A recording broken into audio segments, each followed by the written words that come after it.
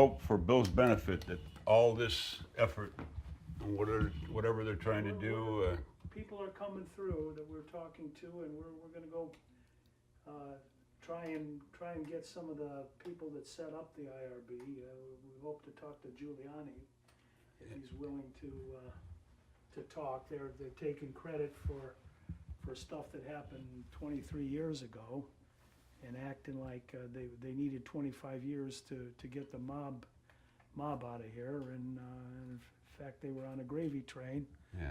at the union expense, trumping up charges against some of the best Yeah. union people that ever were. And the guys that did the things that they did with the credit card issues and things that directly affect the union itself, the International Brotherhood of Teamsters. When Louis Lacroix told them, he says, "Hey, you want to take down my conference?" From what I had gathered, I think they're the only conference in existence today, aren't they? Yeah, they're Canada. So. They'll take by 95,000 members and we'll secede. Just think of the cost of changing all the logos from International Brotherhood of Teamsters. Think of that. 1,400,000, you know? We have to get into it and explain it Yeah, in order to. that's Yeah. it's an not gonna be explanation. that way. Yeah, that's a different So- story altogether. But it's good that you got some shots of them together, so. Yeah, the things they did to us and me, they did nothing. I was Bill's guy. You don't say that. I drove there, slept in my car, had a copy after the Hoffa took over, and I went to see the entire executive board for their first meeting. I slept outside the International in my car with copies of a plea. Just hear my case. Just let me in front of the International. Let me in front of the whatever you call it, with all the international vice presidents and Hoffa. Executive board. Executive board. Let me explain. You know? All that knee slapping, Mac, you got bugged. Mac, that they personally said to me. You know? Yeah. Just disappeared. You know? That's a whole different thing. They never talk I would about- much rather have been able to talk to Kerry and his board, that executive board. You never hear anything good we did. But as big as he is, I'm not afraid of him. Yeah. We've been buddies for a long time. He's a good guy. His problem is that the people that he's known since he was 3. What happened to Bob Riley? I mean, I don't have many 3-year-old friends. I got the 2 oldest guys I know. I met them in '63, and we're still friends today because there's something about us, you know, and probably why we get along. Other than he knows he's intimidated by me. I know that. He always has I'm a been. lot smarter than you. We know that. But it's not the size of the dog in the fight, it's the size of the fight in the dog. And this guy's got a lot of fight. Okay, All right. I'm gonna use your restroom here. Go ahead. When you go in, the light automatically. Let's go. So I'll stand over here, Uh-huh. you know, and, You want Bill in this too, right? a second or two, and then we're walking inside, talking. This is a little restaurant bar. That's fine. Thought it was a house. I never looked. They owned that. Really? They used to own it, Nice. little resort. Convenient. It's across the street.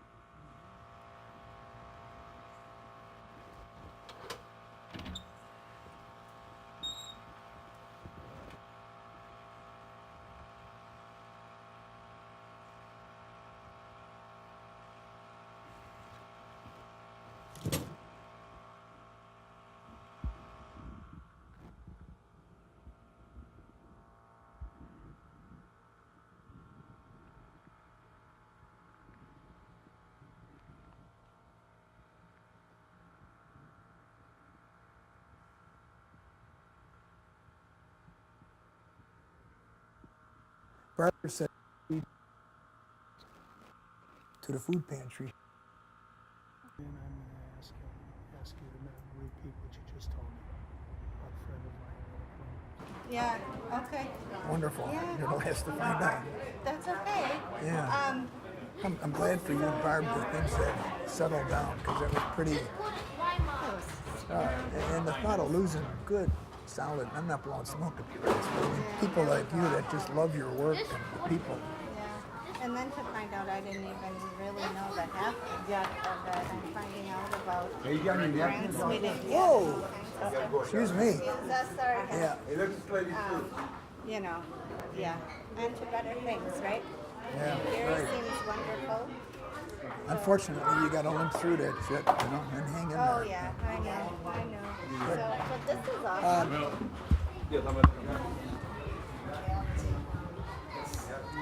I want to introduce Lisa Sanders. Lisa is the Hi. administrator for For the family shelter and for the shelter. soup kitchen. Okay. So here at the Shalom Center, we have family shelter where we have transitional living for up to 30 people. Emergency shelter. Emergency yes. shelter. Emergency shelter for up to 90 days. And then the soup kitchen, which you see going on here now, where we have anywhere from 100 to 150 guests a night, depending on conditions. Okay. Yeah. And then the food pantry, which we visited earlier, used to be in the lower level here. This building was built in 1894. Is that correct? Okay. Right around there, yeah. Yeah. It's been some time. So transitional living upstairs, are you So full? yeah, the family shelter upstairs, shelter. we have rooms for 8 families and we are full. I believe we have 4 families who are currently in our INS program going shelter to shelter each night. You know, they have to leave in the morning and move, you know, about throughout the day. And we have about 30 families on our waiting list waiting to come into the family shelter. So we're very full, lots of kids. Yeah, it's really crucial for these kids. It is. It's, It is. The one meal they can count on. Right. So this Yeah, is really yeah. the crux of our fundraising efforts is to support Lisa, this program. We're going to be moving out of this building within a year, we hope, right down the street. And we're going to be putting up a newer building there. And we have 1.25 acres of property, so Right. And there we'll have room for more families there and as well as single individuals. They won't have to get up and leave in the morning. They'll have activities that they have to do and complete throughout the daytime, but you know, they'll have somewhere to come back to. Because some of these people would otherwise be homeless to shelter them. exactly. And people like Lisa have such compassion, as Barbara does at the food pantry, for the work that they do. These It's are all wonderful. volunteers back here? These are all Back here. volunteers. We have about Excuse me. 40 different church groups who come in I'm sorry, I got on a to rotating We basis. should move out of the way here a little bit. Can you move back here? If you could give one shot of the line here,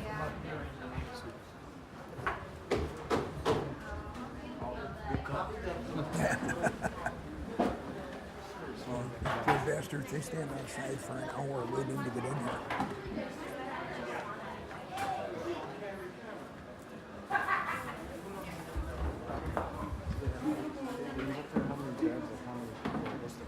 Lise, what do you have upstairs? How many bedrooms, rooms? 8 rooms, yeah. About 32 beds, but we only accept 3 families at a time. This Greg sounds like a real nice guy. Greg Brown or Gary Brown? Yeah, he has a good reputation in the community. And Oh my God, he thinks we're all crazy. Just all the, stuff we're working through and stuff. But yeah, he's very nice. I called him this morning to set this up, and we had a meeting last night on fundraising. And it's just a big circle jerk sometimes. So I get this. A quick shot. I don't know if there's a younger generation who wouldn't even know who that is. I apologize, but I do not. In sports, you would know. Brian Gumble. All right, so I've got a nice shot on them. Do you want me to go in? Yeah, just shoot that and let's move on.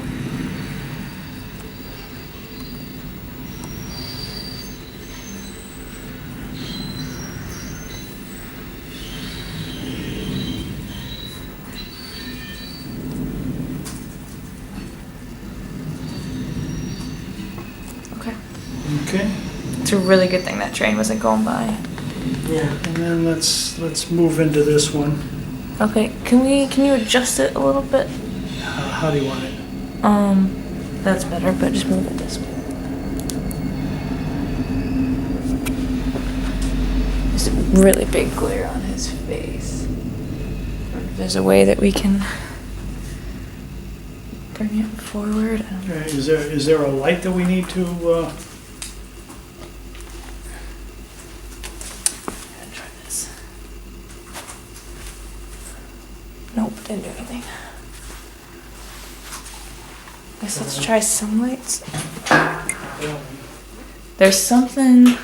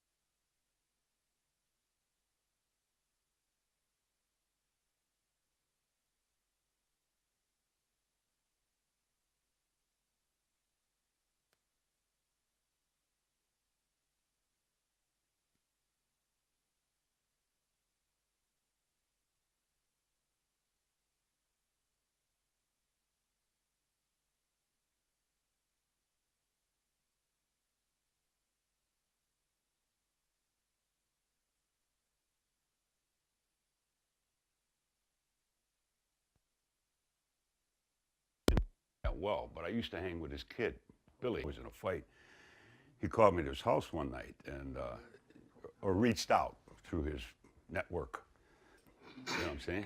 I go to his house. I'm loaded for bear. Knock on the door. He comes. Nice man. They call him the back alley alderman. He was always tugging at his shirt. Looked like, you gonna sit there? yeah. Where can I go stay out of the shot? Is this gonna work No, though, as far probably. as the looser Go on. style here? Still there. Yeah. Do you think, You go in the bedroom. Yeah, we will. So you just let me know when you're ready to go here. We're ready. Okay. So Dennis, you were telling me how you became a police officer. Can you tell me about that? Well, I applied in 1965, influenced by the alderman. Is that permissible? Or? Yeah, no, Oh, just say what it would say. There was an alderman. It was an alderman on the north side that I got to know, and through his son, and he advised me that there was a police exam coming up, that I should take it. I'd be a good candidate, and so I took the test. I did well on the test. I had some juvenile issues because I didn't want to go to school when I was a youngster, and no criminal, never any criminal stuff, but just had issues with the schools that I was going to. And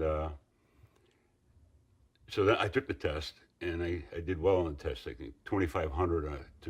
I think I came out 51st out of that. But because of my history, had been in a couple of boys' homes, the department declined to, not the department, but certain parts of the department declined to accept me. And I finally got an opportunity to speak with the then superintendent, who was Orlando Wilson. And he listened to my plea. I talked to him for about 3 hours. I told him my childhood and things and where I'd come from. And he said, yeah, you'd be a good candidate, you know. And I had graduated with a GED from when I was in the Army. I met a gentleman over in Europe where I was stationed. He was the head of the education department. He's the one that encouraged me to take the GED test, which I took. And I'd love to see that guy today, because he turned it around for me by just that one little gesture. And I had no idea how important that was, you know. And he says, he gave me my GED certificate when I qualified, and said, you can take this back to any accredited high school in the state of Illinois, and they can, if they want to, you can surrender that for a diploma from that institution, whichever you choose. And anyway, that came back. That's a good story. But anyway, I got on the job. I started the academy, and they have 3 awards in the academy: best academic score, best shooter, and best notebook. Well, I took 2 of the 3, best shooter and best notebook. So when I graduated the class, I graduated first in the class. A gentleman by the name of Peter, he was the academic whiz. He was a brainiac, you know. So I got my assignments out of there, and I was sent to the 20th District, the old Somerdale Police Station on the north side. And I found the department very interesting at the time when I first came on. I had this idyllic vision that I was pretty big. I didn't really need a badge and a gun to help people, you know what I'm saying? But it did give me a position wherein I could do it freely, you know what I'm saying? And of course, the only calls you get are people that need help. I never got a call saying, "Hey, officer, we just called to see if you had any coffee, want some coffee and a donut." You know, never got that call, you know. But insofar as helping people was fine. And then to the working of the police department, I came on in '66, and I heard that there was an effort by the Teamsters Union to organize small police departments and fire departments around, you know, the country. And I reached out, and that's how I met Bill Hogan Jr. And I said, one day I was standing at the desk in one of the stations, and I was tearing tickets out to put in the basket to turn in, and I heard the sergeant tell this patrolman to get the F over here. And I turned, and there was a couple of people bonding out that were in the lockup, and they overheard this. And I said, "Sarge," I said, "couldn't you just take that patrolman on the side and admonish him, whatever?" I said, they already think we're idiots, and you just certified it. You know what I mean? We have no respect for each other. How can we expect them to have respect for us? He says, "Who are you? What's your problem?" I said, "I'm nobody, Sarge. I'm just the guy that if you said to me what you said to that officer, I'd kick you in the nuts, sergeant or no sergeant. That's just the way it is." Well, in those days, even the sergeants were wired, with clout. I didn't know the meaning of clout at the time.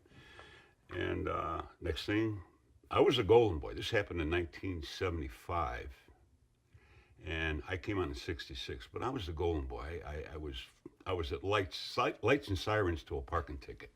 You come in with a gun every day, a couple of prostitutes, 10 movers, 50, 100 parkers, bus checks, curfew violations, school absentees, because that's what your job was.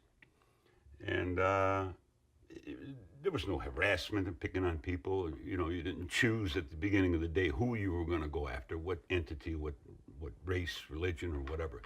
It's just the people. You're out of line, you do your job. What were the conditions that you thought could be improved by getting involved with the union? Can we hold for this Well- plane real quick? Pardon? Yeah, wait for the plane to go by. An incident with the sergeant at the desk, things started happening to me. I started getting details. I started getting detailed to other districts. In the snowstorm of '67, I was sent to the 1st District to work, the 16th District to work beat 1601. 1601 was the whole airport. I was the only policeman. Fox on runway, rabbits on the runway, deer on the runway. It was not the problem with passengers that they have today, but anyway, I went there and I got detailed to Milwaukee and Lawrence the day of the big '67 snowstorm. When I got there, there was about maybe 6 inches of snow on the ground. When I left there, you couldn't walk down Lawrence Avenue. The snow was up to my chest.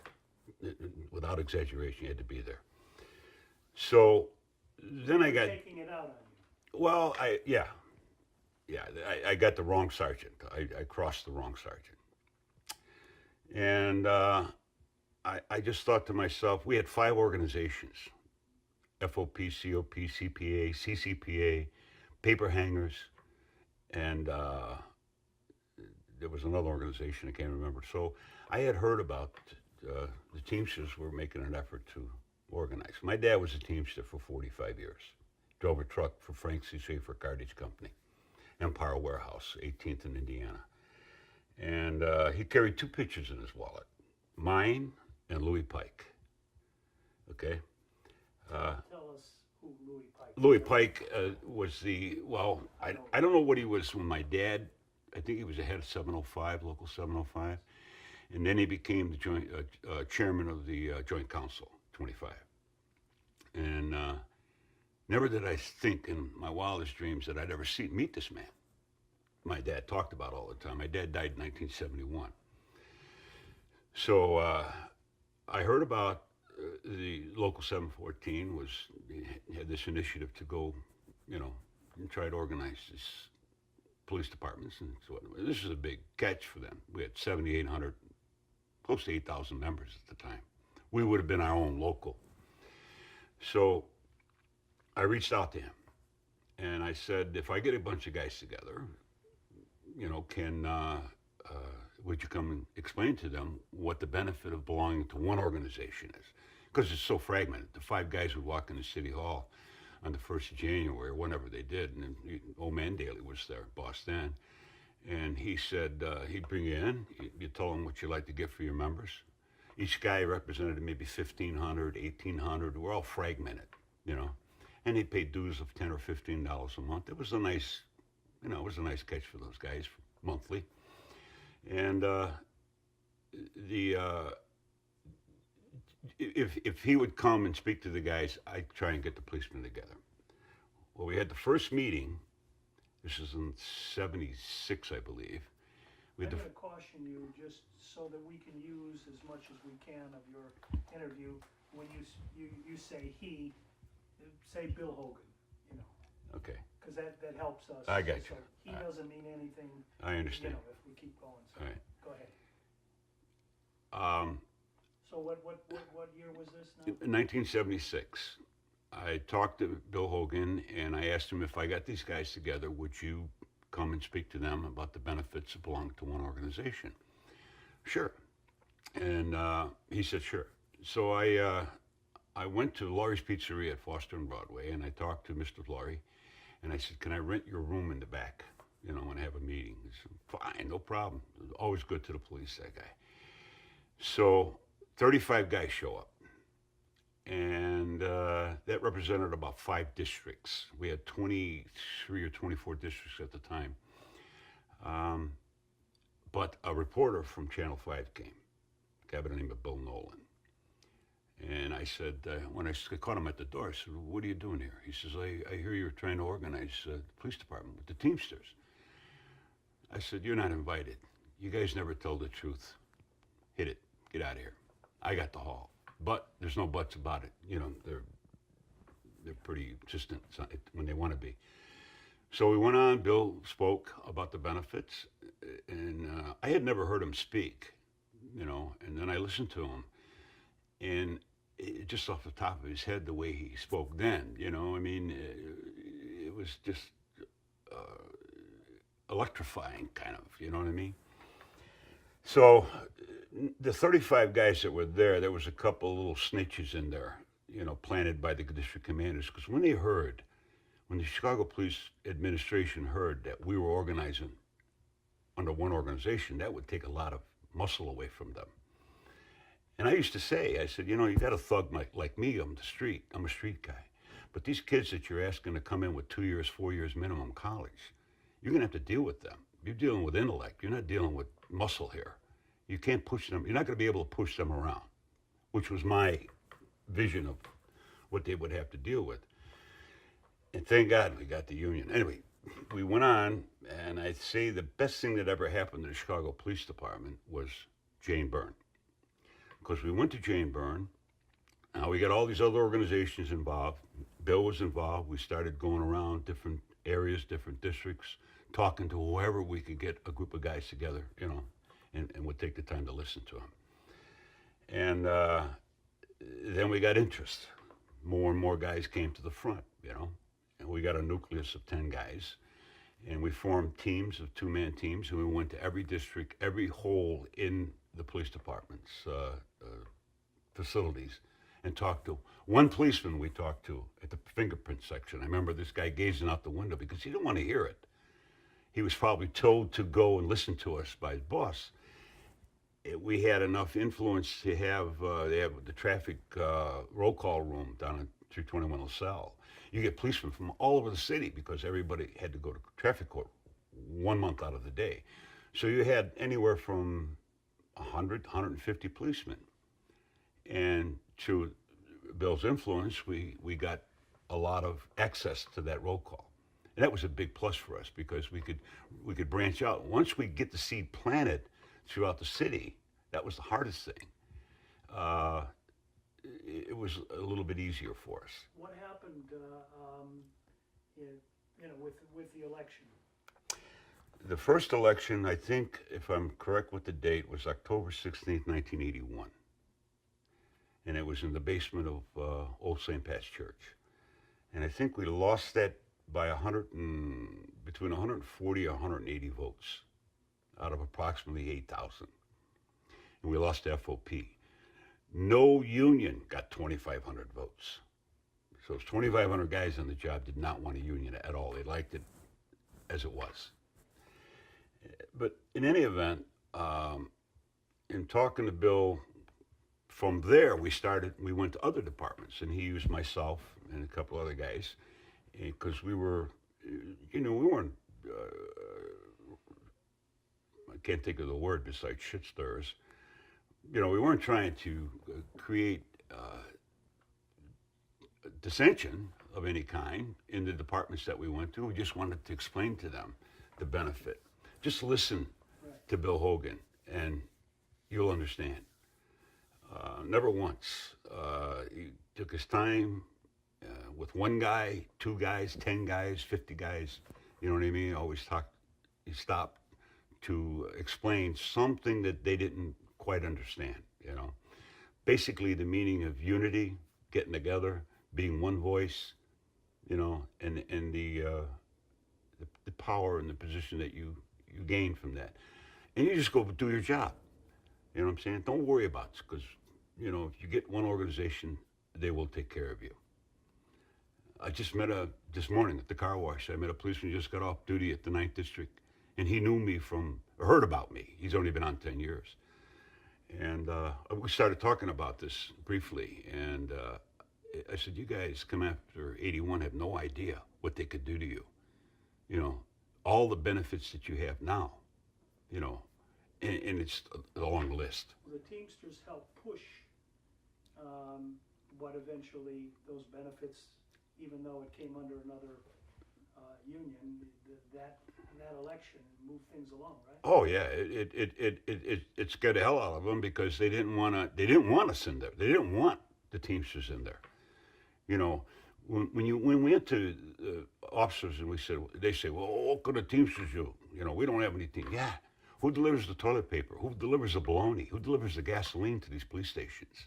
Teamsters. You see, that's, they didn't think of that. And I can't think of all the things that Bill used to say, but that was one of the most influential thought process, because where's your muscle? We can't strike. Policemen can't strike, but that was the influence. So after that election, how did you get more deeply involved with the local, with Local 714? Well, anytime they were on a campaign, if they had a department or an agency they wanted to go to, they call me, I'd be there. We organized the sheriff's police at the Cook County Jail, the corrections officers. I think there was 20-some hundred at the time, and it was 1,500 court services people. Policemen, first of all, policemen think that they have to have policemen representing them. Policemen know too much about your personal business to represent you fairly, because they always, I know what you did.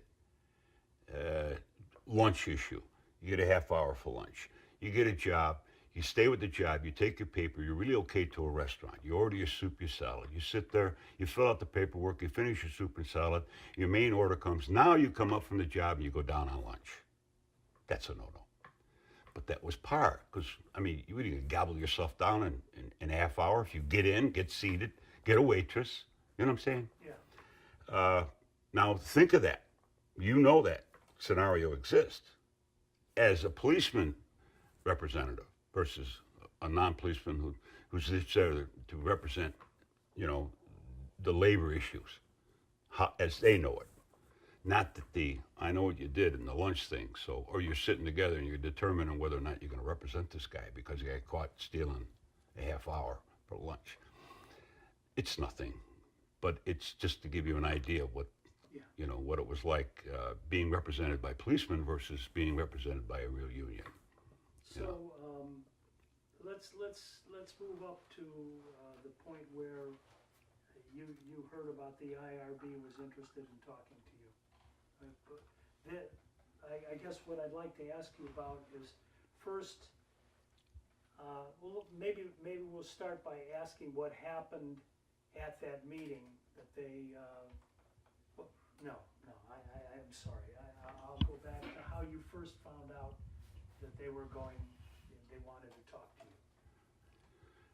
Well, how I got involved with Bill the way I did at full time. Okay. Bill called me one day. He was chairman of the Convention Bureau. He was chairman of the Central Conference of Teamsters, president of the Joint Council, secretary treasurer, Local 714. He called me one day. He says, "What are you doing?" I said, "I'm being the police." "Why? What's up?" He says, "I need a guy. I got all these hats. You know what I mean? A hat rack." I went to the personnel the next day, put in my retirement, and I stayed with Bill up until that was in, I think, October or November of '93. And I used up all my personal days, all my baby furlough days, all my vacation days until April 10th, 1994. And I officially retired from the police department, and I was Bill's guy full time from then. Picked Bill up in the dark, took him home in the dark. Not a day went by. He didn't stop at the local, the joint council, the convention bureau, the conference, every day. And, you know, I didn't, and I was extremely respectful. I still am. I mean, I'm not using we're just a little closer now, I think, you know. I still admire his tenacity and his kindness towards the members. Always stop, see a member on the street or something going on, stop, get out of the car, talk, go to McCormick Place, walk the docks. I'm still at McCormick Place, not as a Teamster, but I'm still there.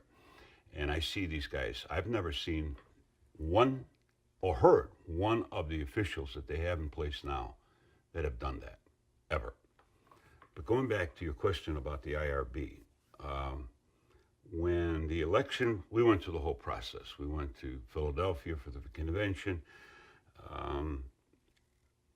Kerry got in, and then Bill had this guy that found this, whatever information. I can't get into details because I don't know all the details. But in any event, suffice to say that Kerry was taken out. The only one in the history of the Teamsters Union, from my information, that was ever found to have literally taken the members' money. And the G lets him go. He walks away. He's okay. It's an interesting, compared to my situation, interesting Well, scenario. it's a very interesting situation. Yeah. Because we're talking about double standards here. Right. And did it strike you as a double standard? Oh, this whole thing, it's just that, first and foremost, from the beginning, you got to understand why they went after me. They went after the meat closest to the bone. They went after Bill's kids, anybody who knew him, and I was with him every day. I was his date. Every time we had a function to go to, you know. I mean, Ginny would have to have a wardrobe person to travel to all these things, you know. But it was good, you know. I learned a lot. I met a lot of people, and the respect. When you walked into,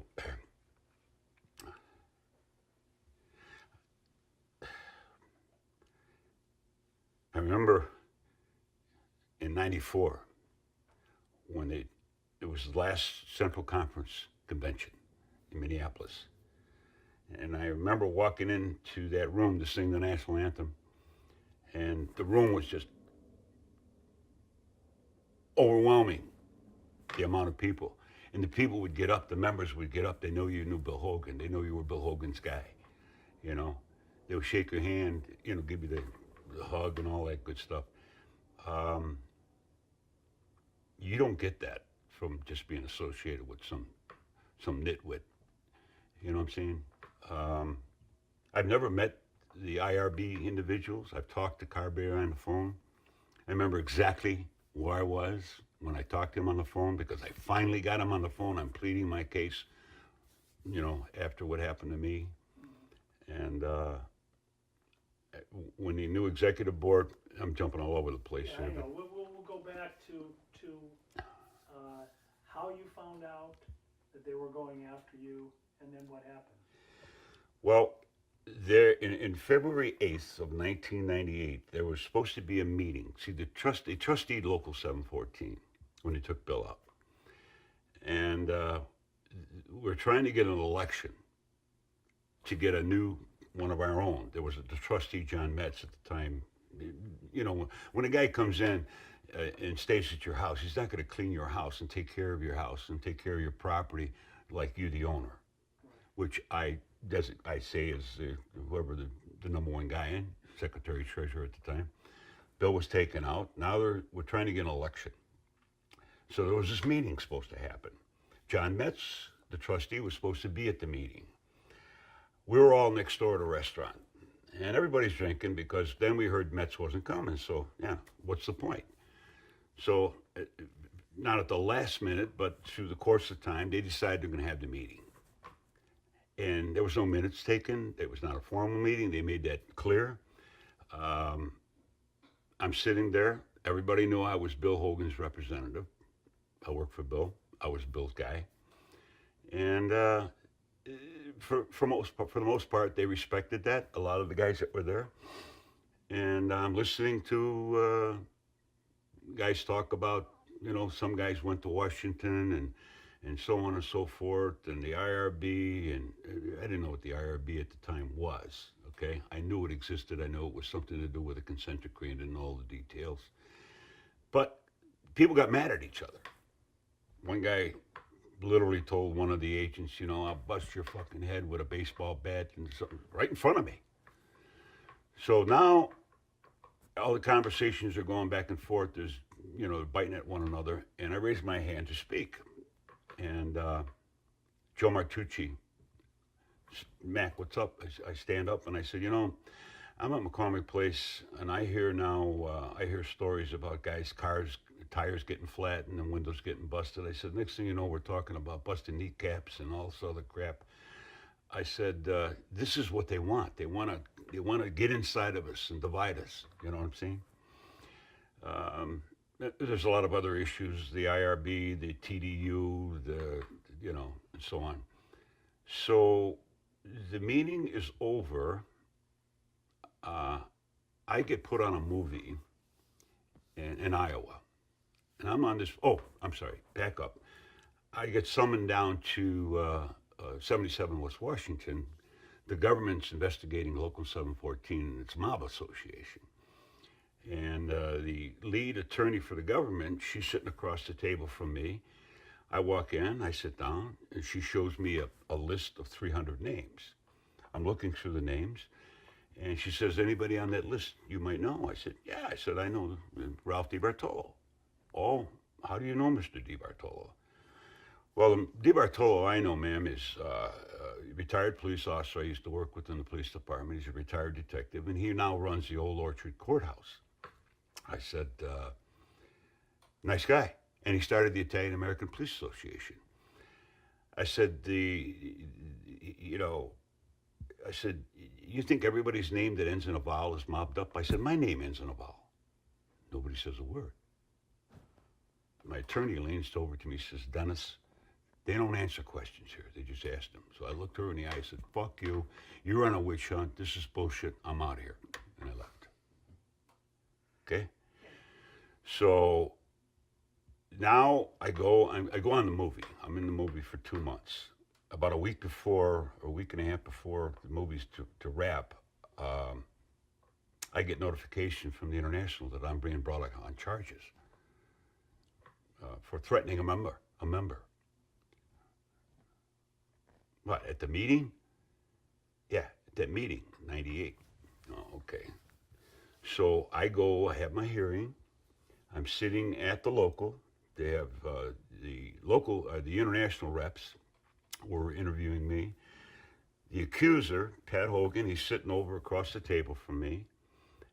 He had a representative sitting next to me, and I had a representative sitting next to me. I'm sorry, next to him and next to me. I know Pat Hogan. I know that's the other side of the Hogan family. That's Bill Hogan and Mike Hogan and Jim Hogan and Mr. Hogan, Bill Sr. Well, one side. That was the union administrative side. And the other side was Joe Hogan, you know, the uncle and his 9 boys. And it all got to start at McCormick Place. You know, you can come and dance. I bring you to the dance. You can dance with whoever you want, you know. But don't forget who brought you to the dance type of thing, you know. And they all did well. They've all done well. I don't understand why some of them have taken the attitude that they have about Bill, but in any event, I'm sitting there and I'm being interviewed and questioned as to what happened at the fight. I had 20 some witnesses next door on my behalf. They wouldn't let them testify on my behalf. Yeah. The accuser and his buddy, can't think of his name now. Doesn't matter. Yeah. So I stopped. I said, stop. I got emotional because I know these families. I've been at their wedding. I'm not at their weddings, but at their wakes. Their 2 brothers died. Their mom died. Jimmy Hogan is my daughter's godfather. The one my daughter's getting married this September. But Pat, he's sitting there, and I said, Pat, stop. I said, you know, and I said, what are they doing to us here? And they start crying. You get emotional. I said, what are they doing to us here? You know, I didn't threaten you. I said, did I threaten you at the meeting? He said, no, but I felt threatened. I have the transcripts. I'll give those to you before we leave. I'm going to need those. Okay. I have the transcripts from that hearing and Bill's hearing. I was at Bill's hearing also, but in any event. So what happened? They give you the bare facts now. So now I get the charges. I get my hearing. Found guilty, barred for life for threatening a member. And bringing discredit on the International Brotherhood of Teamsters in that I failed to cooperate in an investigation and threaten a member, as I recall.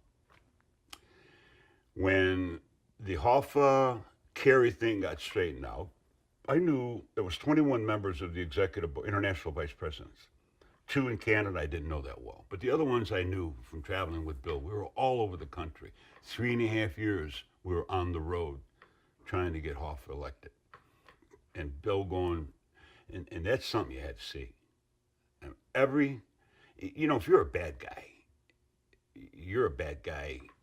You may be well liked in the Chicago area, but when you go to Texas and you go to Georgia or whatever, all the states, Pennsylvania, Ohio, California, and you see the response the guy gets, Bill Hogan gets, you know, you wonder. But, you know, he said something to somebody one day. We just discussed this. And he said it to the wrong somebody. I did the same thing. I said it to that sergeant, remember? Yeah. He said it to the then president of the Teamsters Union because he felt that he'd been slighted, neglected, not neglected, but slighted for his... Do you remember the incident? I wasn't there. Oh, okay. Well, but why you know. do you think they went after Bill Hogan? Let's answer that question. I think I know. I don't know, how frank can I be on this? As frank as you can. Because he told Ron Kerry to suck his dick when he wouldn't make him international vice president in charge of movie and trade show division. And he started it here. Yeah. You know? And in my estimation, from what I know, here's Ron Kerry's a puppet, and here's the government's hand.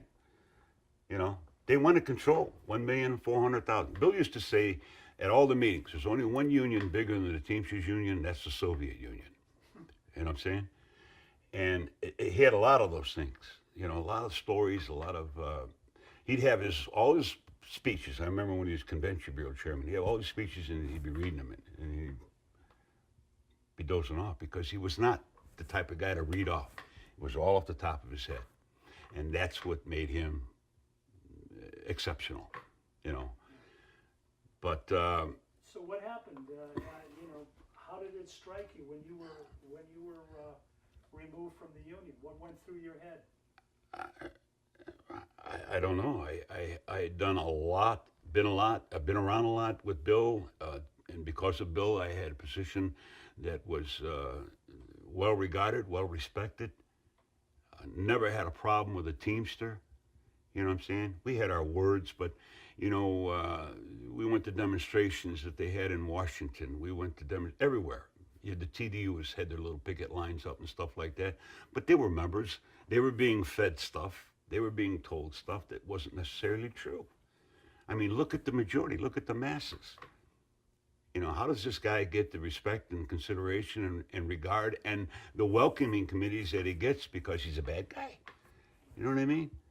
Because he's out to steal and rob or whatever their accusations were, you know. But he was a threat. Because everywhere he goes, it was Hoffa Hogan on the jacket, okay? But if you had the opportunity to ever go to any of these speeches, Hogan was always the first speaker. And Hoffa would just come in and reiterate what Bill said. You know what I mean? And that had to eat at him because, I mean, how are you going to top that? You know what I'm saying?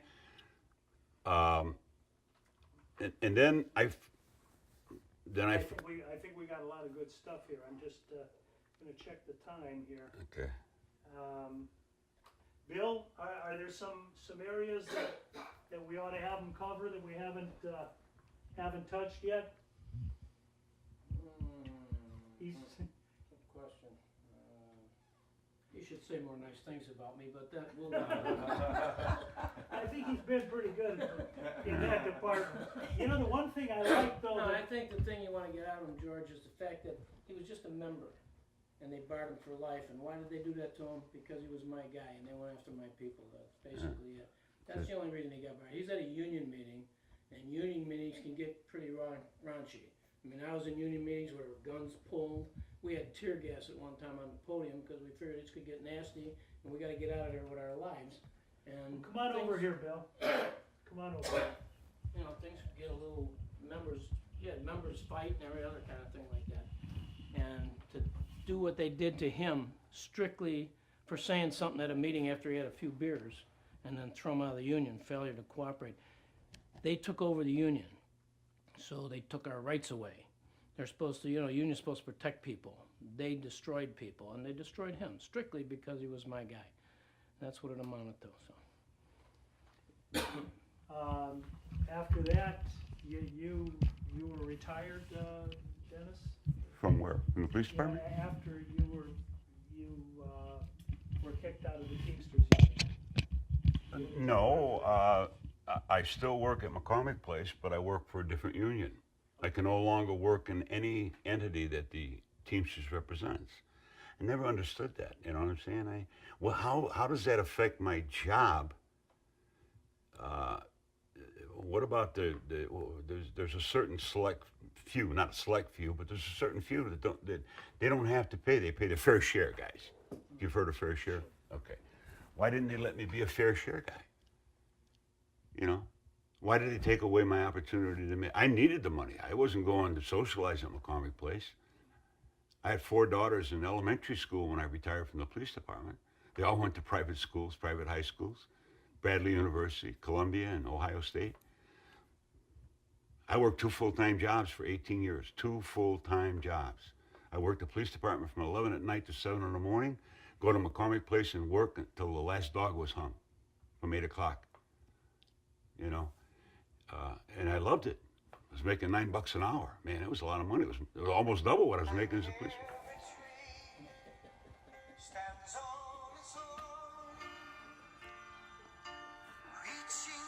How do you stop it? I gotta call you back. Same you. Bye-bye. She is the dean of the University of Wisconsin. She's a little black lady, lives in South Carolina now. Dr. Curitan. I went to University of Wisconsin. Sorry to hear that. Madison. That's where she was? Oh, she was in Richland Center. Oh, okay. But I met her 5 years ago. She lives in South Carolina. She's been an educator. We joust. She's black. I'm white. All right, that's enough. Yeah, that type of stuff. Yeah. Yeah. There's one other thing I wanna get from you. When you were talking earlier about, you know, the corruption that was going on, especially Summerdale, you gave an idea of how hard it was for a guy like you that wasn't on the take. You know, you were describing it. Maybe you don't wanna talk about that. Maybe Fine. You don't wanna talk about it. Fine, You no wanna problem. talk about it a No little problem, bit? yeah. Yeah, tell me, what were the kind of things you were running into? Well, you can't, after a while, I didn't know all the ins and outs at the time, obviously. I was an instant street guy because that's where I came from. You can't snow the snowman. It didn't take me to be in the police department for 10 years to be a veteran or to be a street savvy guy. I lived it, you know what I'm saying? So it was easy for me just to adapt, know the situation. I know what you're talking about. I know what you're saying. You know, you walk up, take your hands out of your pocket, blah, blah, blah, blah. Never had anything to prove to anybody, never picked on anybody, you know. But what I found in the department, which was another lead to the going in, getting unionized under one organization, was they give you a star and a gun. They give you the ability to take somebody's life and their freedom, and then they treat you like a kid. Because you don't kowtow to them. I don't kowtow to anybody. You know, I don't kiss anybody. In the Army, you have 11 general orders. My 11th general order, 10 general orders was walk my post from flank to flank and take no shit from any rank. You know, the first time I drove Bill, he got in the front seat. He didn't sit in the back like some big shot. You know what I mean? He was always humbled, you know, on that thing, not to jump around. But the department showed you how to handle. Your question is, how did I handle knowing a guy was corrupt? You were describing the kind of things that let you know. Stay away from him. I'd stay away from him. I'd go in and literally ask him, can you change me with this person? And I worked alone a lot. I found that was the best way to protect myself because you were on. What I need from you, Dennis, is something along the line is there were people there, you know, that were doing things and describing, and you know, some people would approach me, and the way I handled that was simply walking away or whatever you did. Can you do something along that line, or is that? You can't know about it and turn to you can't know about what if there's any corruption going on, if there's any taking of bribes, you know, working traffic, you know what I mean, taking somebody's $10, $20, whatever, and literally soliciting it in place of giving them a ticket. You know, you can't know about it working with somebody and walk away from it. You know what I'm saying? It just doesn't work that way. You follow what I'm saying? They know about you that you can't be trusted then. Is that what you're saying? No, I mean morally as a policeman. Oh, okay, all right. As a policeman, you can't you can't turn a blind eye to it. You know, it doesn't work that way because the people will come up to you and say, "Hey, why didn't you snitch on them?" That's what you're policing, right? You're a policeman. That's what you should do, right? You see what I'm saying? Right now, in this area we're sitting in right now, there's some crime going on. If we don't know about it, there's nothing we can do about it. You know, can't blame me for it. Can't blame me for not telling somebody because I didn't know what was going on. You know. You've been very good here. I think we've got a lot of good stuff here. Okay. So Let's just grab 30 seconds of silence in the room. Okay. So we're just going to sit here real quiet for about 30 seconds. Record the silence.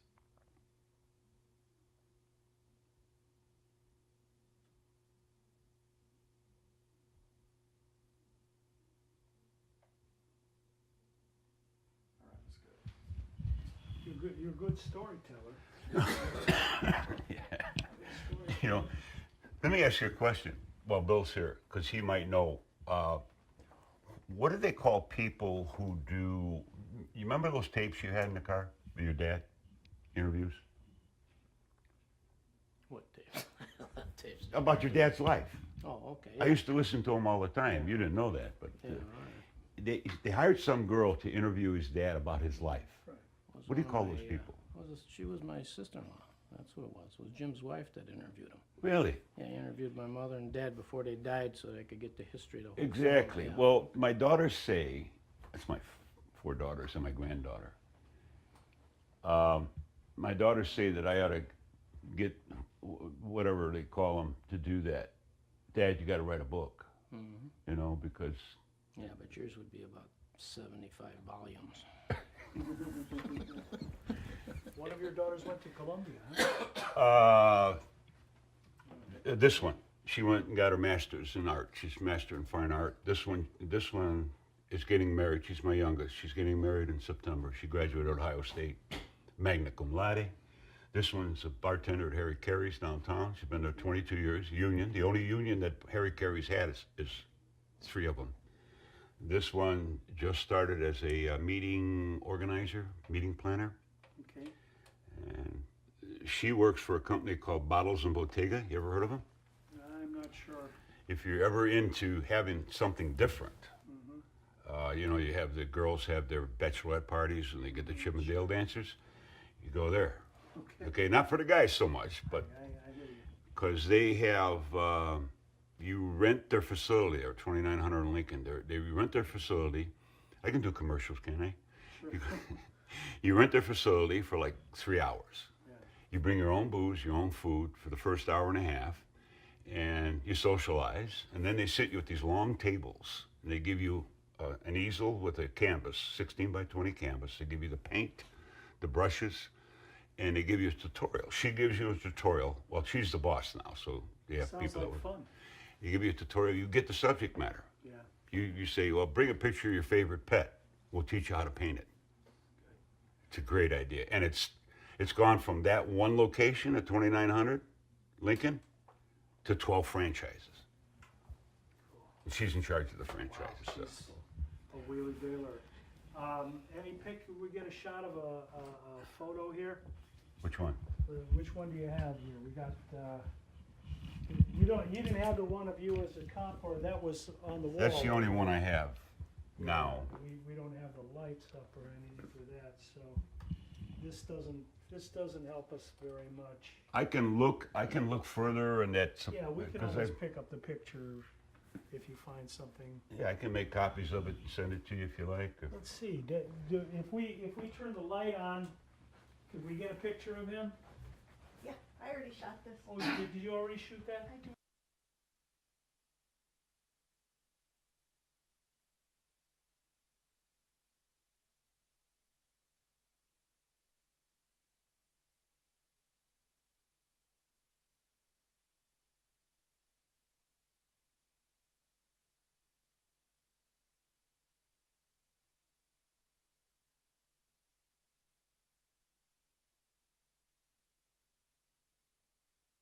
Introduce my 2 best friends.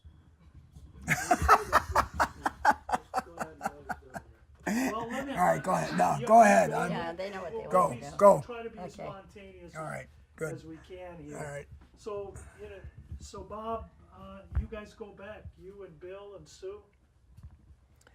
We met each other in 5th grade at St. Giles in Oak Park.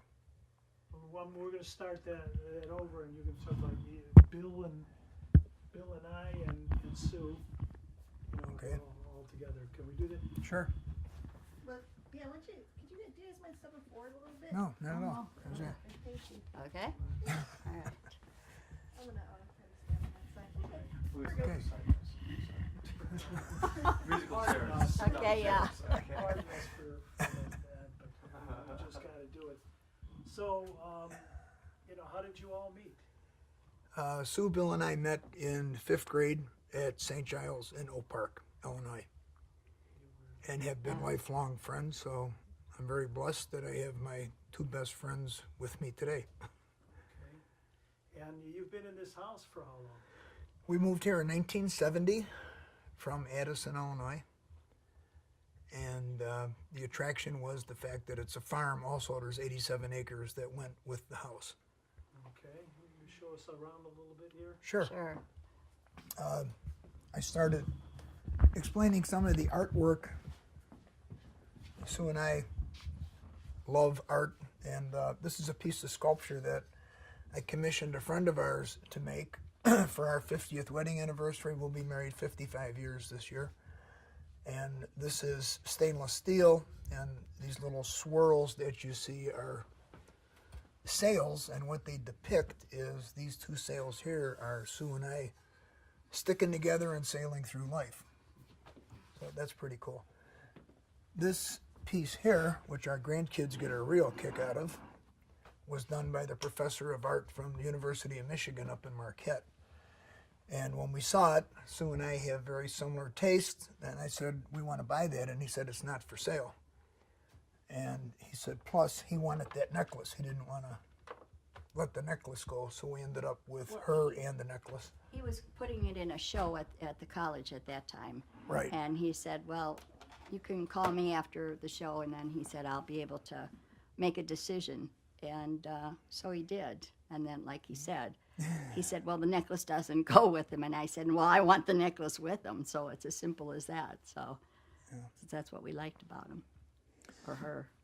This piece of armor was presented to me at our 50th high school reunion from St. Mel's High School. There was 350 guys in the graduating class, 1959, and I was selected the night of the year, and they gave me this.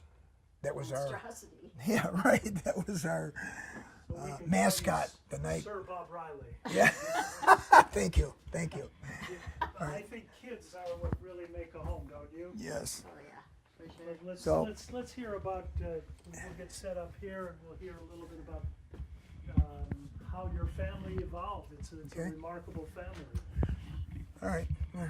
When we moved here in 1970, we had 5 children, 4 biological, and our first foster child, Paul. Who we were able to adopt shortly after we got him. Right. He came from a state-run home in Illinois called Babyfold, and since we were a licensed foster home in Illinois, we then had to become a licensed foster home in Wisconsin.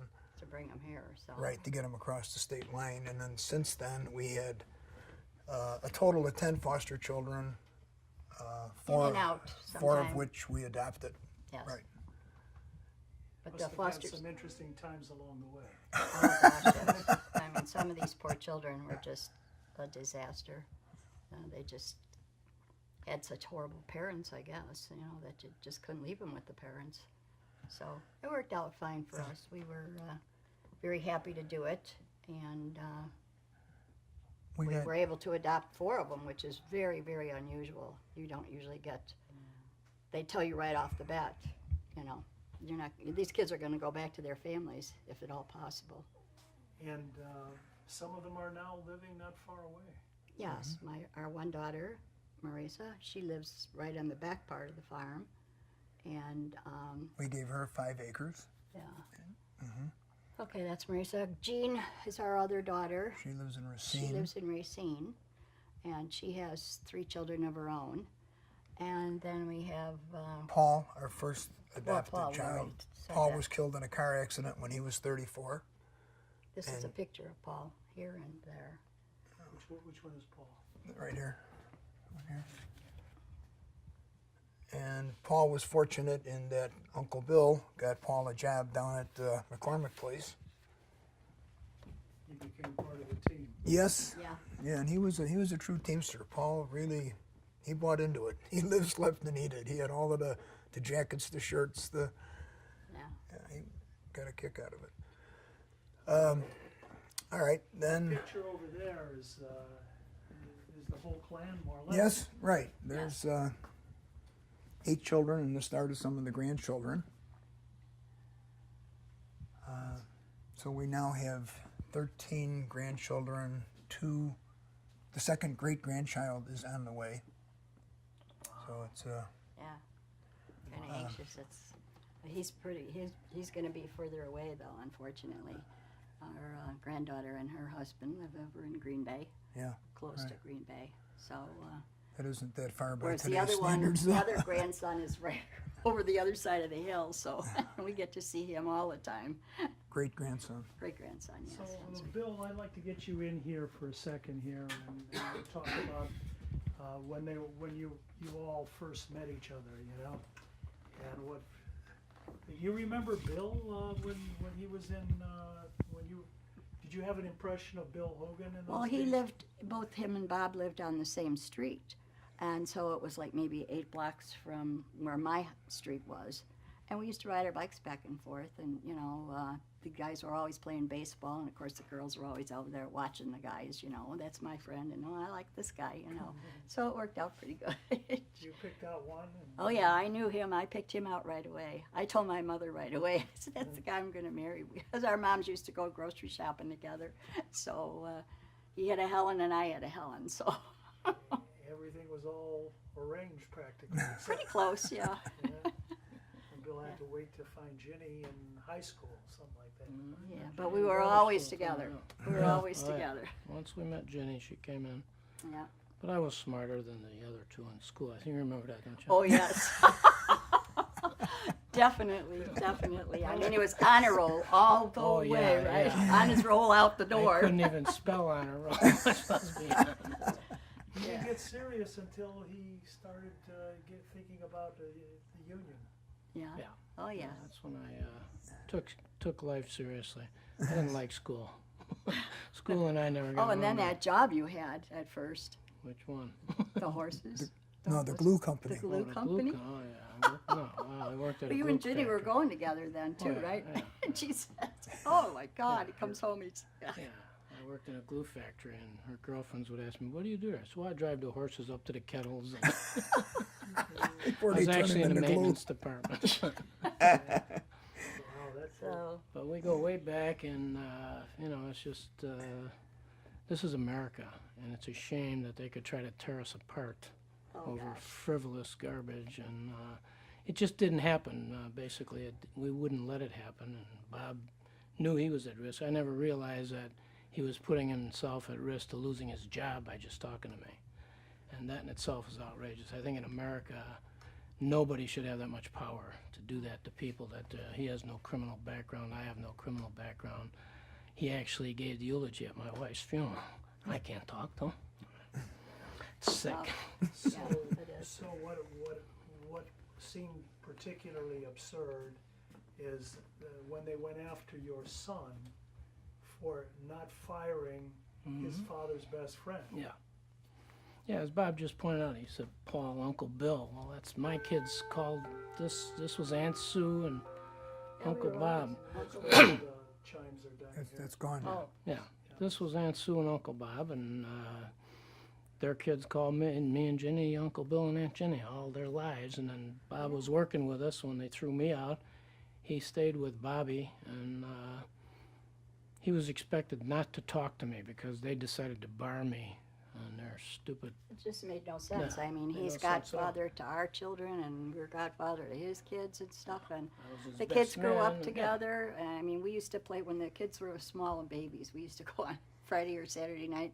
We'd play pinochle, and the babies would all be on the floor in the kitchen, crawling around and having a good time. They all grew up together, so we Yeah. were family. And then for them to say we couldn't talk was just outrageous. And then they went after my son because he didn't fire Bob for talking to me. So somebody that he called uncle his whole life, they took him out for not firing him for talking to his father.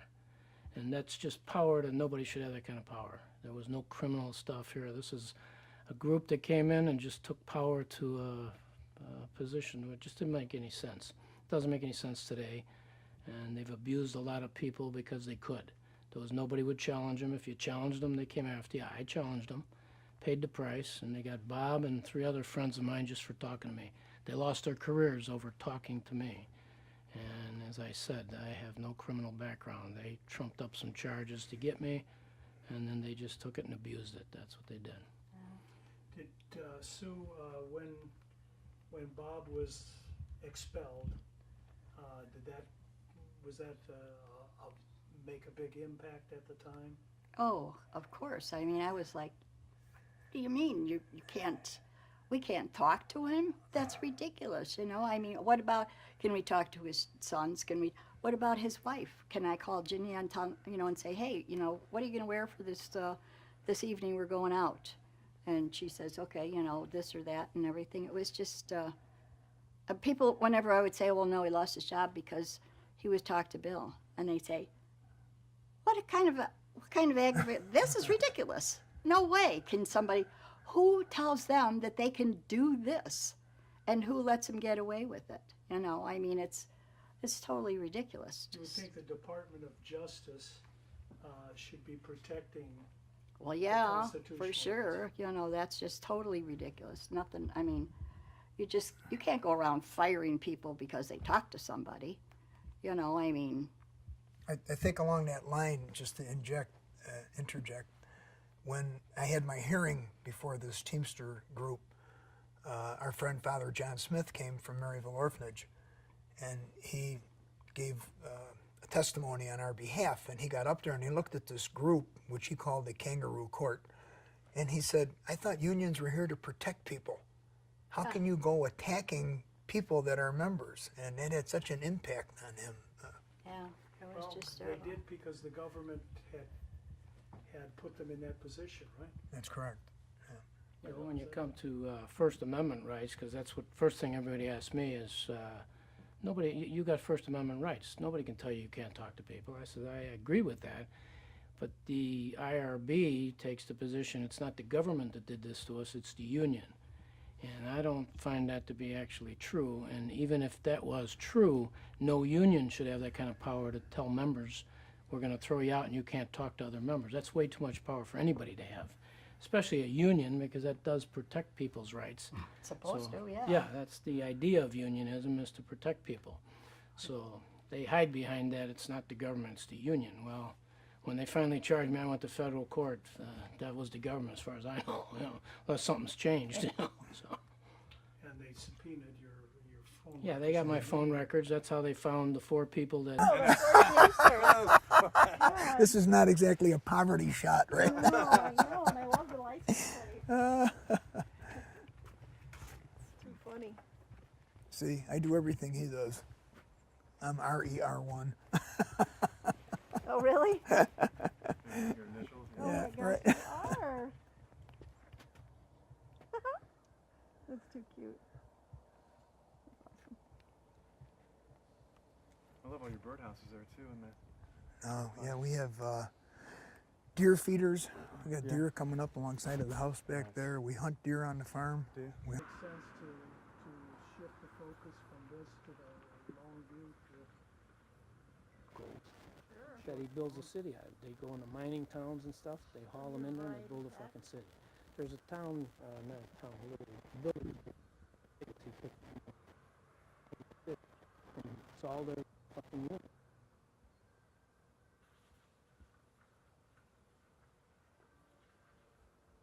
There's a car coming here again.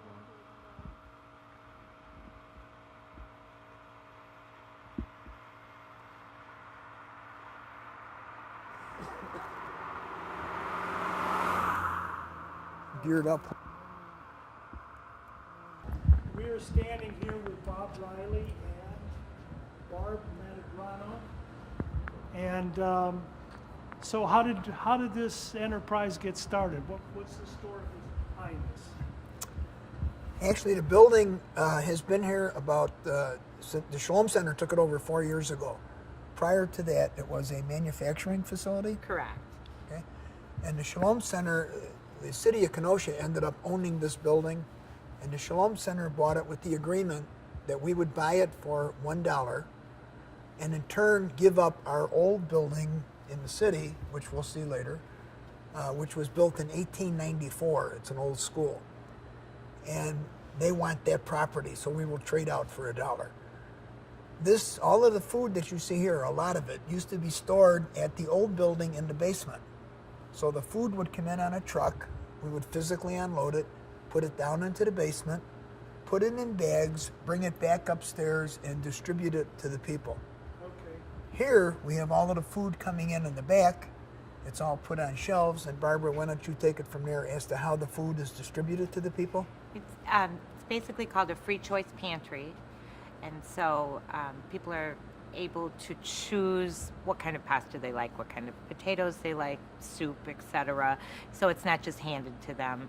The huge thing here is treating everybody with dignity, making sure that everyone, feels good about their choices. Instead of sending things home, they're going to be wasted because the kids don't like it.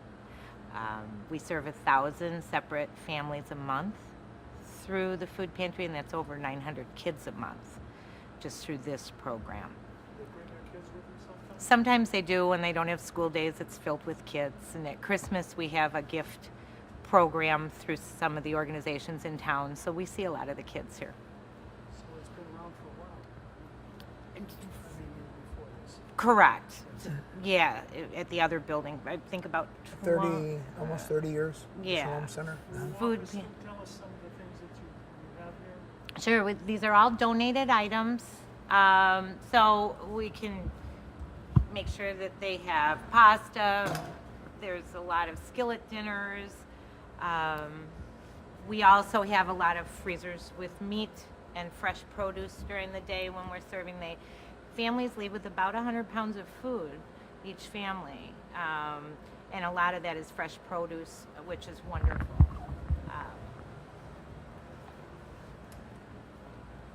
So You have refrigerators here? we do. We have freezers and refrigerators that are. We're actually getting a few more. So these all carry meats. A family Can we will take a leave look at it? with. Can I first? No, No. that isn't the right one. See, we, Sure. Oh, yeah. We have chicken that's we have a lot of chicken for people, and then we have some over here. These are all different meats. We have hamburger, and then a lot of times some of our mixed meat we just aren't even sure it's whatever is donated. It can be bacon or Given a cart many other to things. people. Yeah. When people come in, they get a cart, and one of the neat things is we have volunteers that take them through. So a lot of senior citizens spend their days here taking people shopping. We have one volunteer that's 92 years old that comes 2 days a week and spends all day helping people assist with their shopping. So it's very go take a look, get some footage here of the shop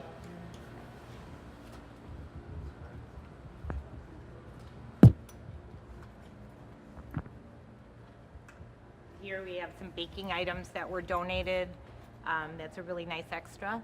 And we have stores donate all the bread and donuts and things like that. So it's a really good variety for people. And all donation. You say 1,000 families? 1,000 separate families a month, correct. Is this an area that's particularly hard hit? I think all areas are hard to hit right now. I really don't know if we can, Yeah. bring it down to one area. I think it's a tough so time. what's Bob Riley's involved in here? Bob's a board member. The first time I remember Bob is we were doing a food drive, and he's right in there separating food and collecting food. That was the first time I met him, and he just is always helping with something. So. We don't need to take up much of your time. We appreciate that we had a chance to see your operation, Sure. and it's pretty impressive, really. Thank you so much. Thank you. For the building. And then also we had another donor that donated all of the shelving in it. Yeah. Or where some of the stuff comes from. Can we mention names of companies, or is that? You're just having a conversation here. Yeah, You know, okay. You're talking business and we're following you. That's Okay, Bobby. that's So, what we're like, talking as a about. board member, what are your questions, and then we'll go from there. Okay, my questions are, where did all of this come from as far as the equipment that we see, the shelving, so that we can continue to keep this thing going? Right. We got most of our equipment here through a food pantry that closed down in Illinois and donated most of the equipment to us. This isn't what you mean, is it? Okay. Sorry. We just lost our camera lady. No, she's coming around. Oh, okay. And You just keep the All right. conversation going. And then Yeah, don't worry about it. Oh, okay. Oh, it's one of those, Bobby. They're all the government. Right.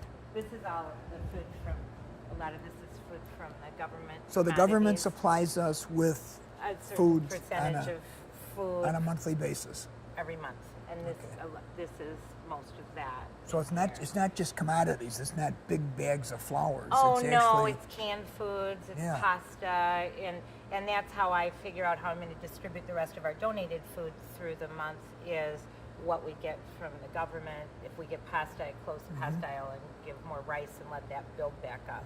Because with 1,000 families a month, we go through a lot of food on our small shelves, and it can be depleted very easily.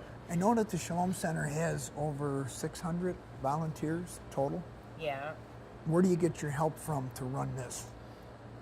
Well, it is mostly volunteer based. A lot of senior citizens and The county? Work release? work release programs. So, based on what we have going here, what I see right now, Barb, where are the weak spots? What areas do we need shoring up so I can reach out to other people in the community? You bet. We always need fruit, canned items that are hard to get, our canned fruit. We've got plenty of pasta right now. We need some items for larger families. Some of the bigger items, we're a little low on that right now. Jelly's always, we can always use jelly, and good for sandwiches for kids. Cold meat, because I do supply our other programs with food. I forget that, so we always need lunch meat so that they can make sandwiches for the INS program and our other programs too. Okay. They use this as as the grocery store, so they come through here. Very good. Our other programs. Mac and cheese is good right now, but skillet dinners. If you're telling anybody, we could use skillet dinners always because they can create meals out of that. Okay. The hamburger dip. And cereal, always low on cereal. Good. That's what we want. Okay. That's what we want. Cool. So We're going from here. it's This is gorgeous. You This didn't even is see our beautiful. warehouse. Oh. It's a huge warehouse. Gotta in go all the way in back, the too, back to walk see in. I saw them. I took a look. We didn't put it on tape, but a friend of ours, Mickey Stone, has donated over $500,000 to this cause. He lives in Illinois, but he believes so much in the mission. Is he a friend of and, yours? Yeah, and the Yes. people. Oh, that'd be something. Yeah, and then Telling us you get some really significant donations even from Illinois. yes, we're in Wisconsin, of course, and we do have some guests that come in from Illinois, but for the most part, it's a Wisconsin food pantry and homeless shelter and soup kitchen. I have one friend that has donated over $500,000 over the last 6-7 years to the Shalom Center because he so strongly believes in our mission and the way we serve our guests. We had another friend from Illinois who had a food pantry who shut it down after 8 years because of the high cost of food, and he donated to us the forklift truck, all of the racking system that's out there, freezers, and just hundreds of thousands of dollars worth of equipment just as this building here was coming together. So That's great. It's Good. a great success. Okay. Just wanted to add that right now. Great. took care of that for you. All right? Not surprised, but I have to Yeah. ask you. These are our guests that are coming through the line. They enter through the other end of the building. Lisa's on her way down. Gary's not here. Oh, okay, good. All right. And your name? Wendy. Wendy? Bobby Riley. I talked to you on the phone a lot. No. Good to see you, honey. Thank you. And Lindsay, is she here? No, she just left. Okay, all right. Terry's here from Jens. We got you. That's the main thing. Lisa Sanders, right? Yeah. Right. Yeah, she's a lovely girl. Yeah, she is. How many people are they feeding tonight? Do you have an idea? About probably about 100. Yeah, these people are doing a documentary. Okay, where are they from? They're from, actually from the union organization in Chicago. Oh, really? Okay. And it's on homelessness? Well, it's on philanthropy in general and people that give and volunteer and the work they do. And because I'm on the board here, I drew them in to do something to get Shalom's name out there. So, yeah, it's good.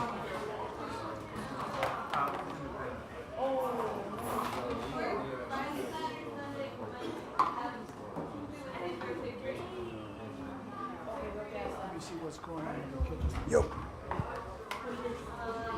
How you doing, man? Good to see you. Nice to be seen. That's my line. That's my line. Nice to be seen. These are friends of mine from the Teamsters Union, and they're doing a documentary on philanthropy, people that give money and support things. And I said, well, could you come up and do the Shalom Center? So, yeah, perfect example. So we went to the food kitchen first. We saw Barb. And yeah, it was very nice. So, yeah. Who's your group here tonight? Where are they from? What is your group? Where are you guys from?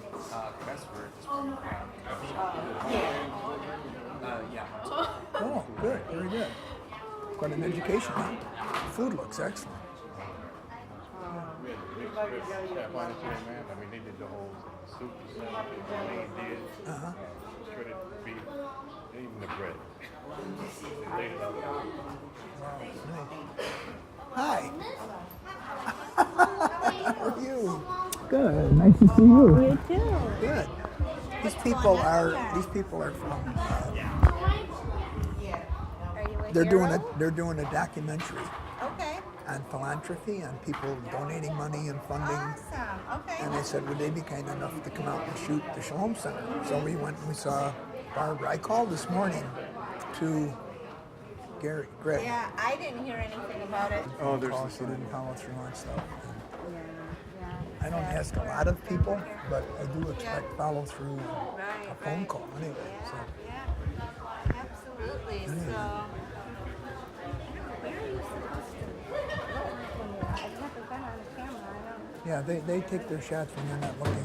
So. And they move around. Ooh, look at that hairdo. Is that pretty? No, you're not the news whore, right? I like that. Yeah.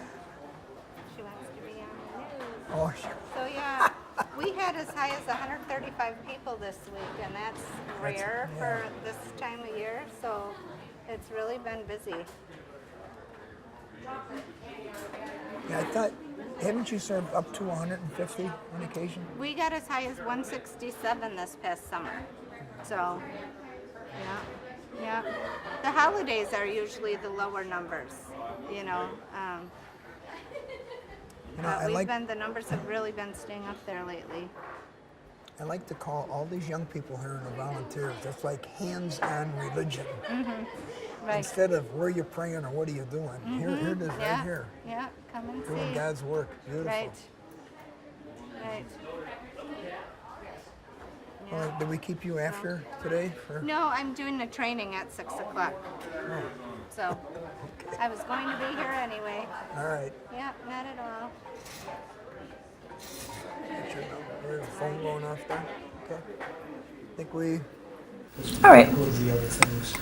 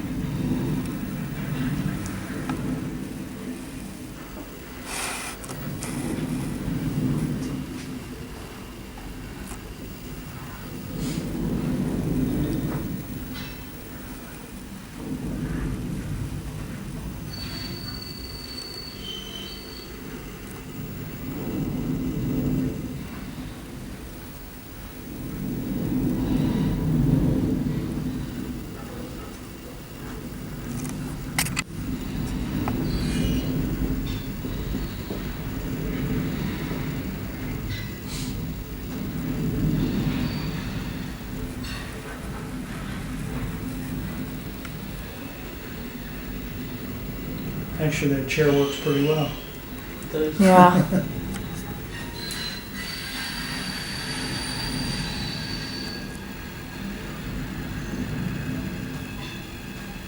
All right. Yep. Do you want me to stop recording every time or just let you? Yeah. Yeah, do it every, On him.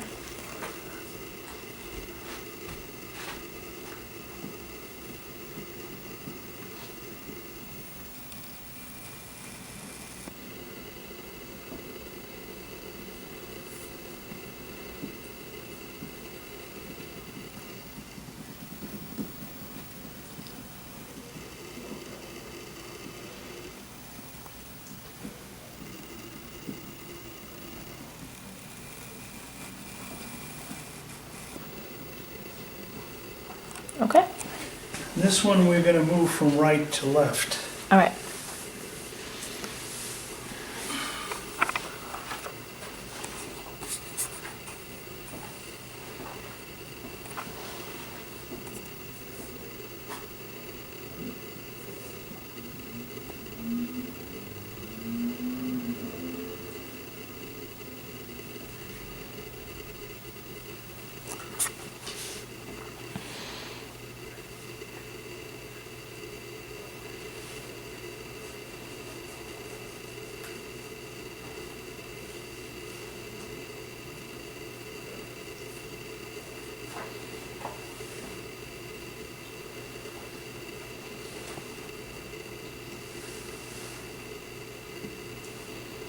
Got it? Yep.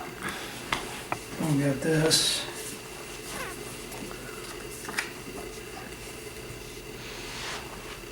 Is that, do you need it more upright or? No, that's okay. Looks good.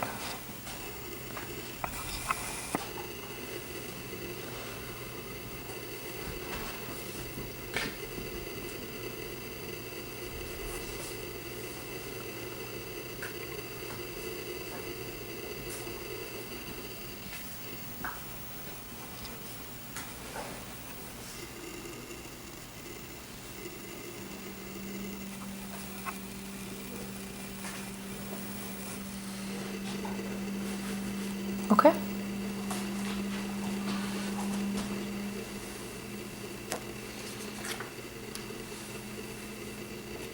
Another one from right to left.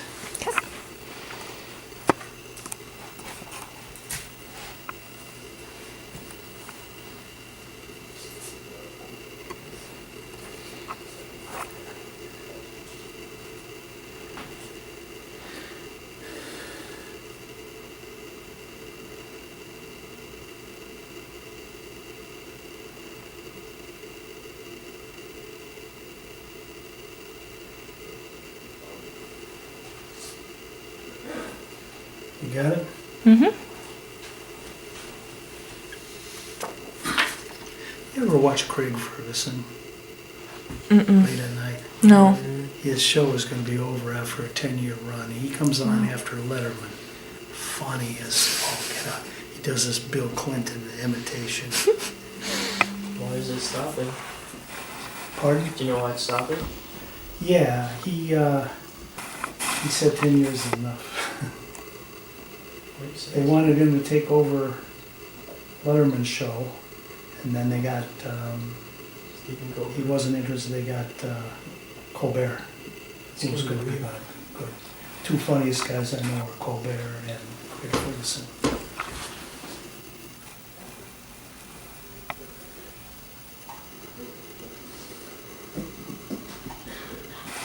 Got it? Yep. Should be good. Okay, and then we throw in Jesse Jackson. Nice. Keep hope alive.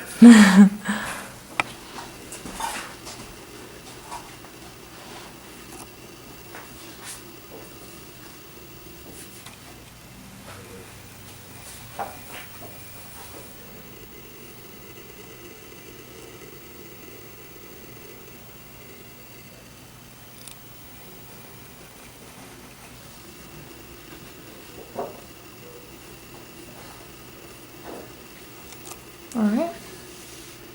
God, he knows everybody. Looks like it. You recognize this woman? I do, but I Coretta don't. Scott King. See, I wouldn't know her name, but she definitely looks familiar.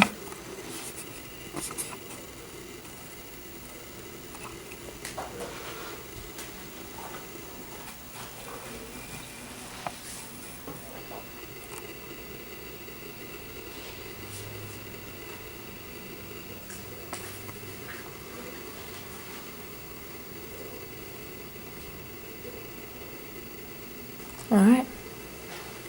Okay, let's see, what else do I want here? Let's go with the former governor.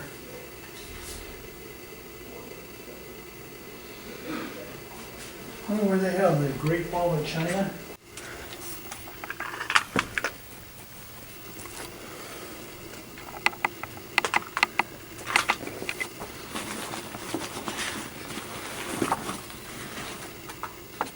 Okay, ready for the next one?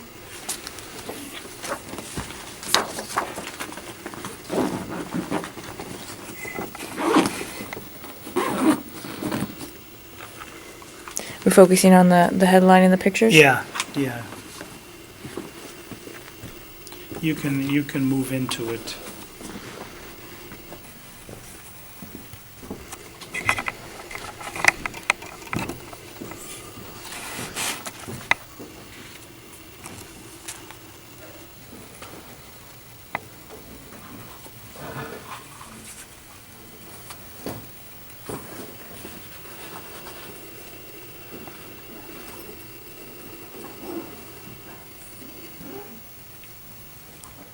Okay.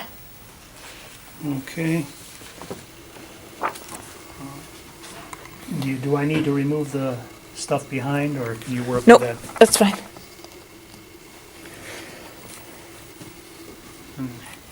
May want to move to him on the, well, maybe not, don't worry about it.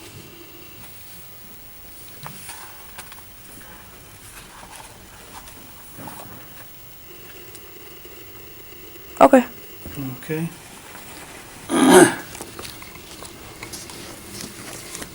Helps. Oh, well. Just let it go. Oh no. Let's see. I guess we gotta put this It's all right. a certain comic aspect of this. There you go.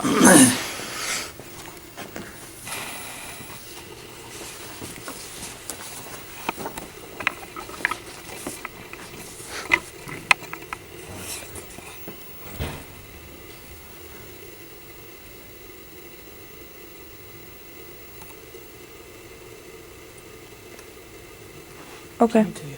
Oh, sorry. Whatever you're doing. Thank you. Okay? 1 second. Okay. Okay.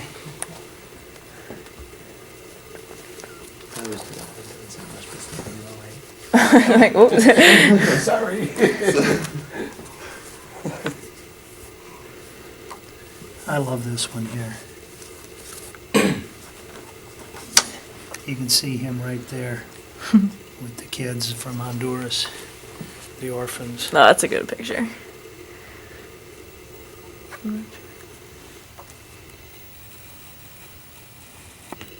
Oh, can't go any further.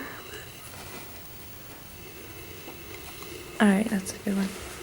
I think that's probably gonna do it. Is that all of it? Well, Or do you have some more new stuff? pasta for poverty. Does that make any sense?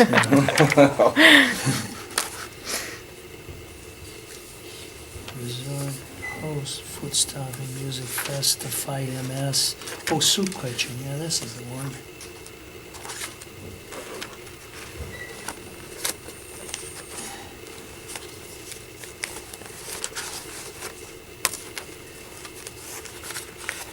And that's it, this is the last of it. Okay.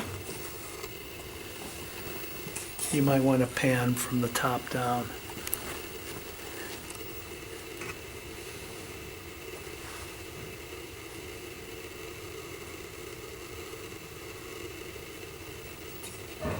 Slow pan. I'm gonna try this again.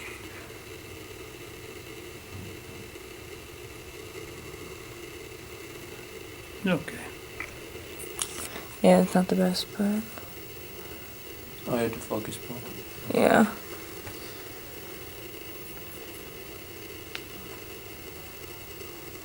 Okay, we That was gotta, good. Yeah, that we was a gotta good break one. everything down. So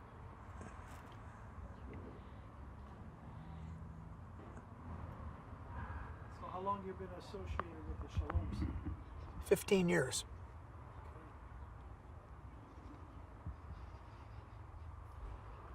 Make it into a sentence.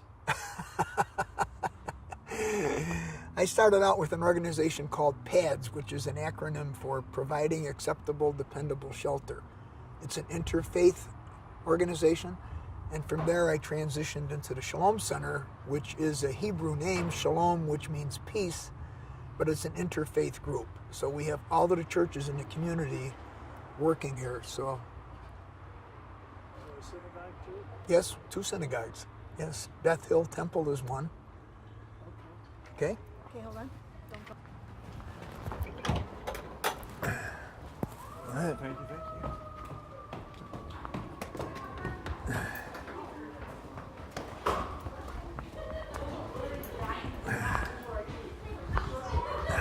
Hi, how are you? Good. Hi, how are you? Good. We're looking for Gary. Should we ask if people Hi. Have you seen Lisa? Lisa down here? Okay, we'll find. Yeah, could you? Lisa and Gary? Okay. I'm gonna Greg. see if he's Greg. here. Gary. Gary, I had it. Gary. Hi, how are you? Good, brother. So do we need, the question I have is, does anyone, is it? And he's knowledgeable and he seems to respect Here, please. Sorry, excuse me. for the job you're doing. That he has a lot of knowledge and professional. Yes. Anybody hear about where Fran ended up, or is she? No. I was waiting. Somebody said her mother sent something into the Voice of the People article. Oh, it was in there? It was in there. Oh, I didn't see it. Something in there, yeah. Her husband was posting something. The first couple days, her husband. Oh, I didn't get enough of it, I don't think. Go ahead, yeah.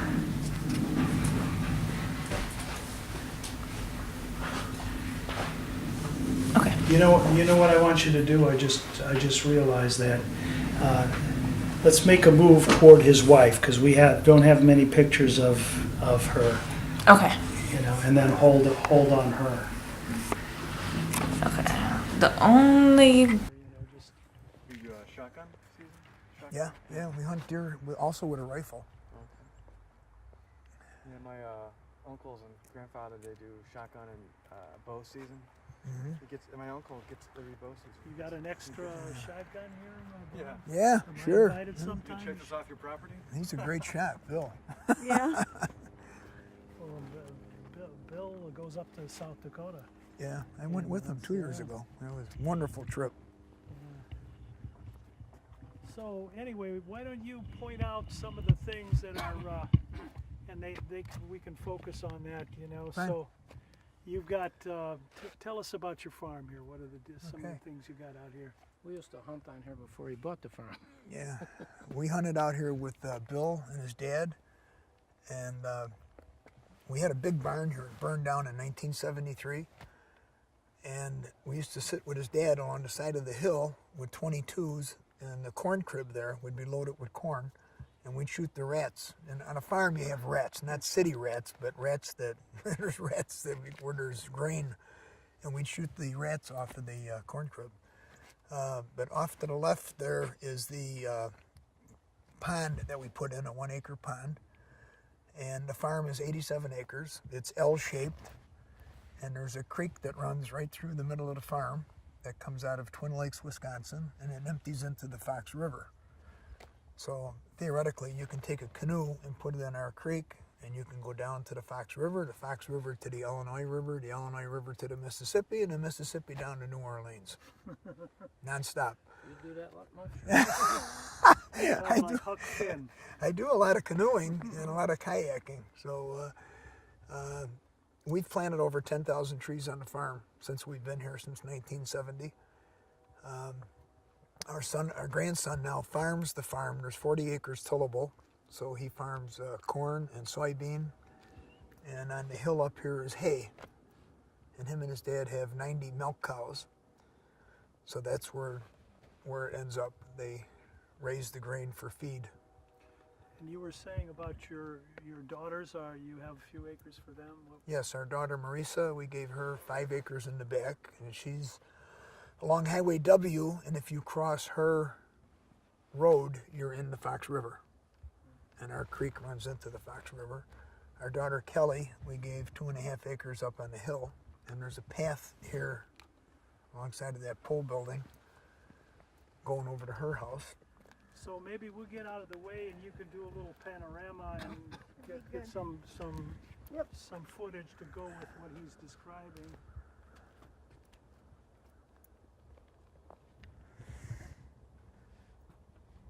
So, what are you got going tonight? Political? Yeah, doing an alderman's event and then Brad Stevens' annual dinner. Oh, So I gotta go to the city first and then out to Rosemont, so the traffic will be brutal at this time. I don't know what I'll run into, that's why I wanna get out of here early. going from downtown Chicago then to Rosemont? Yeah, I gotta go downtown. From here, I'll probably go right straight downtown, and then out to Rosemont after that, so. You have to wear a tie for that tonight? Yeah, I or? got a jacket and tie in the car, Yeah. so. That pisses me off on you not getting that message somehow, but I know I called you immediately, or somehow I sent it to you. I would've checked with you at some point. Yeah. You would tell me to dump me. Ready? Okay, so you know what? Maybe what we'll do is they'll be walking toward the camera and explaining things. You know, this is what we got. Okay, You I'll wanna do go over that? there then. Yeah. Okay.